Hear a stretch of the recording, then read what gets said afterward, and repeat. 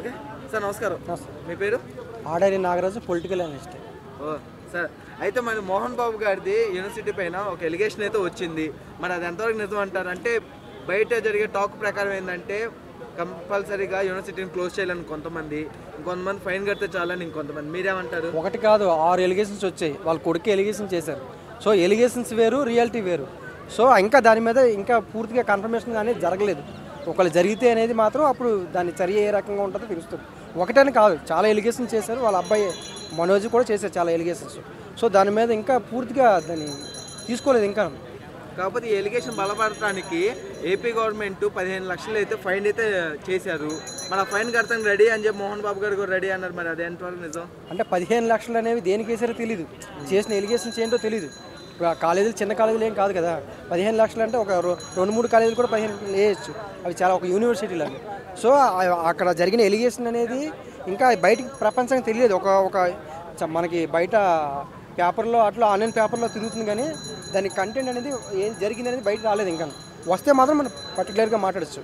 కాకపోతే ఇంతకుముందు మోహన్ బాబు గారు యూనిఫామ్ సరిగ్గా వేసుకురాకపోతే టీచర్లు అరవటాలు కానీ కొట్టడాలు కూడా చేశారు. అప్పుడు ఎలిగేషన్ వచ్చింది, దాన్ని ఇంతే చెప్పుకుంటూ వచ్చేసారు. కాకపోతే ఈసారి మాత్రం మెస్ ఫీజు ఎవరైనా అంటే మెస్ యూజ్ చేయని వాళ్ళు కూడా మెస్ ఫీజు వేశారంట, బస్ యూజ్ చేయని వాళ్ళు కూడా మీద బస్ ఫీజు చేశారంట. ఎవరైతే రెగ్యులర్లు వాళ్ళు ఓన్ వెహికల్తో వచ్చినా కానీ. మరి అది ఎంతవరకు నిజం? మరి అది నిజం అనేది ఎంక్వైరీ చేయాలి. గవర్నమెంట్ ఎంక్వైరీ చేస్తే ఈ ఎలిగేషన్స్ ఎవరు చేశారు, ఎవరైనా కంప్లైంట్ ఇచ్చారా, లేకపోతే ఎవరు కంప్లైంట్ ఇచ్చారు, ఎలిగేషన్ జరిగి నిజమే అనిపిస్తే దాని మీద ఎంక్వైరీ చేస్తారు. ఎంక్వైరీ స్టార్ట్ అయితే కానీ తెలుస్తుంది. ఇప్పుడు మోహన్ బాబు గారు యూనివర్సిటీ మీద ఎంక్వైరీ జరుగుతుందని చెప్పి మనకు ఒక పేపర్ స్టేట్మెంటో లేకపోతే క్లిప్స్ ఇంకో అధికారులు వెళ్ళడం జరిగిందనుకో, అప్పుడు దాని మీద మనం చెప్పడానికి ఆస్కారం ఉంటుంది. అంటే అన్ని మీడియాల్లో వచ్చేస్తుంది ఆల్మోస్ట్. ఇప్పుడు ప్రతి మీడియాలో మనకి సర్క్యులేట్ అవుతూనే ఉంది. కలెక్షన్ కింగ్ కాబట్టి ఆ మాత్రం కలెక్షన్ చేయడం తప్పలేదంటారా? అంటే మనం అది సినిమా, ఇది విద్యా సంస్థ. విద్య అనేది, వైద్యం అనేది చాలా ఇంపార్టెంట్. ఎంత కావాలితే అంత పెంచేసుకుంటే సమాజం భరించడానికి కూడా ఆ స్థాయిలో ఉండాలి కదా. అందరూ చదువుకున్న పేదవాళ్ళు మధ్యతరగతులే కదా, వీళ్ళందరూ చదువుకుంటారు. సో ఒకవేళ నిజంగా అధిక ధరలు లేదా కాలేజ్ ఫీజులు పెంచడం ఇలాంటివి ఏమైనా ఉంటే మాత్రం ప్రభుత్వం చర్యలు తీసుకోవాలి. అయితే కాకపోతే నిజంగా నాకు ఫ్రీ ఎడ్యుకేషన్ ఉందా? ఎంబీసీలో ఫ్రీ ఎడ్యుకేషన్ ఉంది.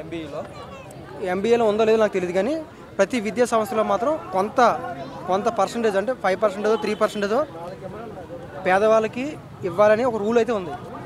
ఓకే, కాకపోతే మోహన్ బాబు గారు ఎప్పుడు చెప్తూ ఉంటారు కదా మేము ఫ్రీ ఎడ్యుకేషన్ ఇస్తున్నాం, మరేమి ఎలిగేషన్ వచ్చింది అసలు ఎంతవరకు కరెక్ట్? అసలు మీరు అంటే ఇది నిజంగా ఫ్రీ ఎడ్యుకేషన్ ఇస్తున్నారు లేకపోతే ఏమన్నా ఉత్తిత్ మాత్రమేనా? సంస్థలోనే ఇవ్వాలి, ఆయన సంస్థలోనే కాదు. అది రూల్ ఉంది.